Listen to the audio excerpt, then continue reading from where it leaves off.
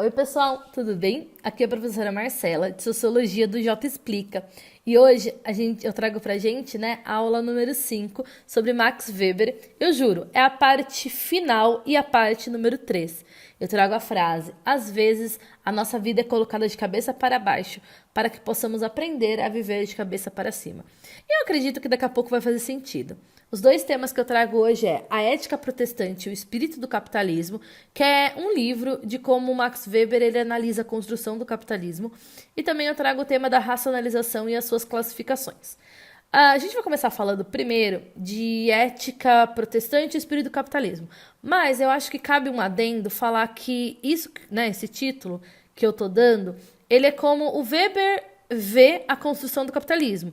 Então também a gente tem que falar como Durkheim vê a construção do capitalismo e como Marx também vê, porque os três são a tríade da sociologia, como eu já falei em algumas aulas. Para o Durkheim, ele explica a formação do modelo econômico capitalista mediante a mudança do tipo de solidariedade social que é dominante. Então é de solidariedade mecânica, que é aquele comportamento, que considera mais a consciência coletiva e que não necessariamente considera o desejo da pessoa, que é comum na sociedade tradicional e pré-moderna, para uma sociedade orgânica, que é onde a consciência coletiva tem o seu poder de influência já reduzido, porque dentro do capitalismo, cada pessoa tem ali a sua função específica, como se fossem pecinhas de uma engrenagem, tá? Que isso é muito comum nas sociedades modernas e capitalistas. Já o Karl Marx, ele pensa o capitalismo como uma ascensão, como uma subida, como uma troca de uma nova luta de classes, onde de um lado tem o burguês, que é o dono dos meios de produção e das propriedades, e do outro lado a gente tem o proletário, que ele vende a sua força de trabalho, tá bom? Agora a gente vai ver de uma forma mais detalhada, porque isso que eu acabei de falar do Durkheim e do Marx a gente já viu em aulas passadas. Então é só um resuminho para entender como eles pensam essa construção do capitalismo. E aí agora a gente vai ver como a construção do capitalismo se dá para o Max Weber. Esse título, A Ética Protestante e o Espírito do Capitalismo, inclusive é um livro bem bacana, porque o Max Weber ele não é tão antigo, quanto outros sociólogos e filósofos. Isso eu acho bem bacana. Ele viveu, se eu não me engano, até 1920. Então, um século aí. O Max Weber, ele analisa de forma diferente o capitalismo e a subida dele, se a gente for comparar o Karl Marx. Porque o Karl Marx, ele fala que acontece de uma forma, natural. Já o Weber, ele analisa o papel, que as ideias, as crenças e os valores religiosos têm, dentro do capitalismo moderno. Então, para o Weber, o que define o capitalismo é o seu espírito ou a sua ética do trabalho, que é capaz de guiar as economias modernas e também guiar nessa busca pelo lucro e acumulação de riquezas. Essa ética de trabalho, que vai virar o espírito do capitalismo, ele tem como fundamento valores de racionalidade, cálculo, autorregulação individual e ganho, que é o lucro. Então, ao contrário do Karl Marx, o Weber se opõe a essa ideia do capitalismo ser um processo natural e inevitável, que a história humana é guiada por leis, que não mudam e que determinam o rumo da sociedade. Por quê? Porque o Weber ele fala que essa compra e venda, de bens e até de serviços por um preço maior do que já valem, não existe só no capitalismo. Mas só no capitalismo é que essa compra e venda por um preço maior visa o lucro. Por exemplo, um banco que fatura bilhões, Acho que um exemplo que eu tenho na minha cabeça é o HSBC. Eu acho que acho que agora ele é Itaú. Mas em 2013 faturou ali 22 bilhões. E que se ele dividisse, por exemplo, com todos os seus funcionários, daria para todo mundo ter uma vida confortável o resto da vida. Porém, ele pega esse lucro, o banco, a instituição, e recoloca na empresa, na instituição, para buscar um lucro maior. E aí, diante desse exemplo que eu dei, o Max Weber faz uma pergunta. Mas de onde surgiu essa busca pelo lucro? Porque se ele fala que essa compra e venda de bens por um preço maior do que vale já existe, mas que a busca por lucro só existe no capitalismo, de onde surgiu a ideia de lucro? Então, para responder essa pergunta, de onde surgiu a busca pelo lucro, o nosso autor, o Weber, ele acredita na resposta, que a gente deve olhar para a religião.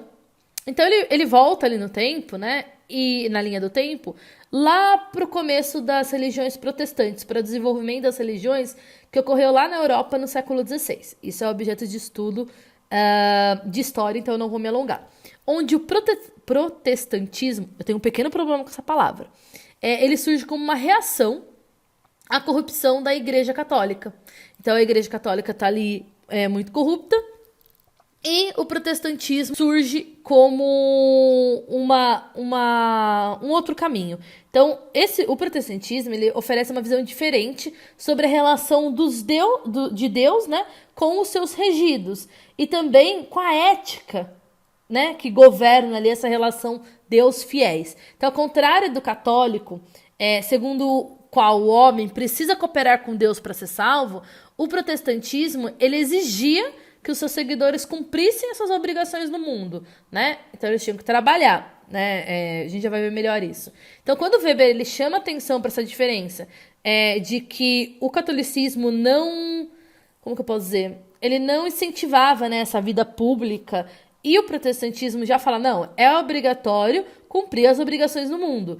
Ele identifica o Lutero como o homem responsável pelo pensamento, né, que eu acabei de falar, que os seguidores precisam cumprir a sua obrigação no mundo, dentro do protestantismo. E o desenvolvimento desse pensamento, para a teoria aqui do Weber, vai acontecer por Calvino. Então, o Lutero ele afirma que o cumprimento da vida do dia a dia também é uma demonstração de apreço por Deus. Ou seja, quando é chamado para a religião, né, quando existe o chamado ao protestantismo, o sustento e o cumprimento do dever religioso são equivalentes. Então, essa vivência, né, esse cumprimento de obrigação da vida, né, das obrigações no mundo, também são vistas como um cumprimento ao dever religioso, ao contrário da Igreja Católica, que é aquela coisa só dentro da igreja. O protestantismo traz essa visão diferenciada. Então, essas ideias do Lutero, elas foram desenvolvidas de uma maneira bem importante pelo Calvino, que tinha a teoria do eleito. Então, essa teoria do eleito já que Deus tudo vê e tudo sabe, os destinos já estão selados, né? Porém, a gente ainda não saberia se eu vou ser salvo ou se eu não vou ser salvo. Então, essa ansiedade da salvação dos seguidores do Calvino, eles se convencem de que tem sinais que revelam quem estava predestinado ali à salvação. Um desses sinais, que é o importante para a teoria do Weber, seria o sucesso no mundo, em especial o sucesso econômico.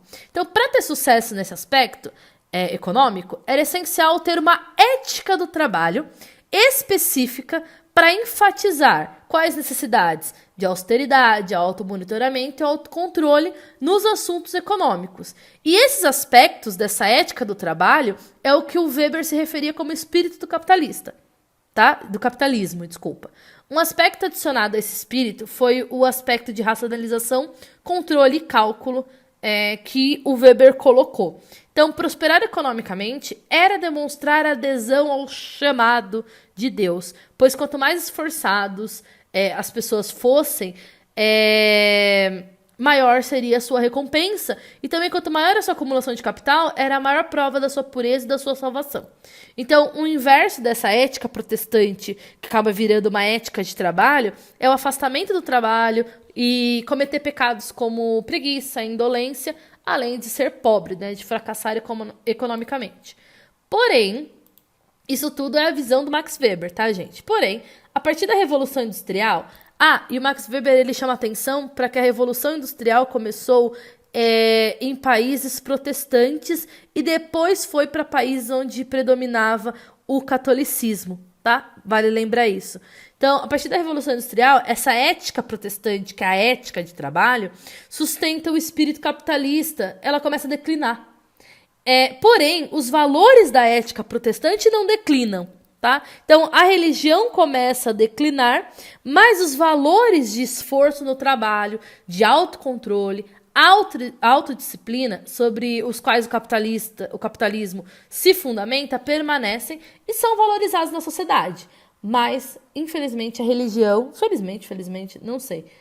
Aqui a gente não vai debater religião em si, tá, gente? A gente vai debater como essa ética protestante influenciou as bases do capitalismo, segundo Max Weber, tá bom?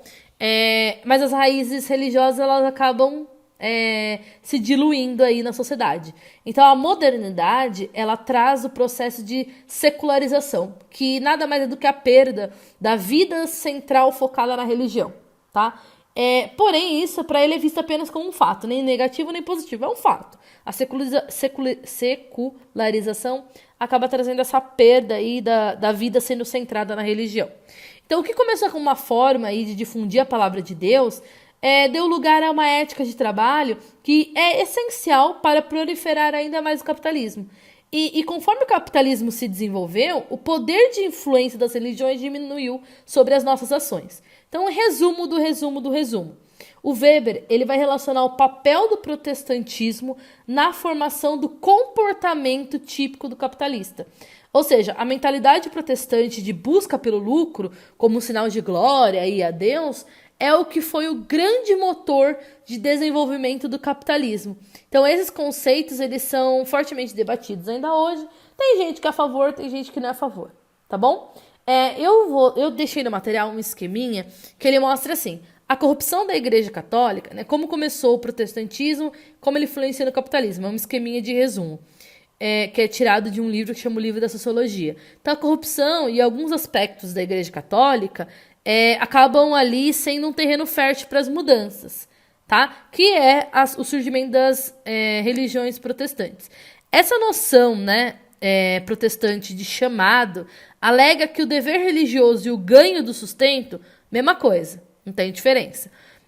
Diante disso, eles constroem, os protestantes, uma ética do trabalho de inspiração, né, que é a inspiração religiosa que desenvolve um senso de dever, né, de estar ali sendo útil socialmente.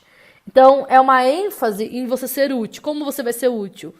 Acumulando capital e logrando aí, como que eu posso falar? Sucesso econômico. E aí, essa ética do trabalho é que vai ser o espírito do capitalismo. Então, as raízes religiosas, elas acabam indo, mas esse espírito do capitalismo, que é dado pela ética do trabalho, ela continua, tá bom? Vamos à racionalização, rapidinho, é fácil de entender. A gente também tem que comentar sobre esse tópico de racionalização, porque já que para o Weber o capitalismo e o desenvolvimento da ciência são responsáveis por racionalizar o mundo, ou seja, tudo tem uma razão. O desenvolvimento da ciência, né, e do capitalismo são responsáveis por provocar uma burocratização. Lembrando que burocracia não é necessariamente uma coisa ruim na visão do Weber, porque burocracia apenas é um sistema de divisão do trabalho especializado para buscar eficiência, impessoalidade, racionalização e cálculos que são impostos aos funcionários aí que fazem o trabalho público. Porém, ele acaba falando que essa racionalização, essa burocratização sai do âmbito ali do trabalho e vem para o âmbito dos espaços coletivos, tornando mais organizados e eficientes de uma forma racional. Então, a racionalização, pessoal, nada mais é do que, como que eu vou dizer? Reduzir a sociedade a uma lógica racional, tá? E aí, não existe tanta diferença com as ações, a não ser que as ações tradicionais e afetivas também vão ser racionalizadas. Então, a gente pode dizer que a racionalização é um processo onde as ações sociais passam a se basear em uma coisa chamada eficiência e não mais a se motivar pela moral, emoções, costumes ou tradições. Tem 4 categorias do racionalismo, onde as duas últimas, que é racionalidade quanto a valores e racionalidade finalística, é basicamente a mesma coisa ali do que a ação social. As duas coisas que vão ser novidade é a racionalidade formal, que são as formas e os métodos que o governo, né, o Estado, tem, né, ele adota para atingir o objetivo, e o racionalismo substantivo é parecido com o formal, porém ele não se orienta a um fim, e sim aos valores que orientam o grupo social que a gente vai estar estudando, tá bom? Pessoal, a gente termina o Max Weber, essa análise dele do capitalismo, e até a próxima. Muito obrigada. Tchau, tchau.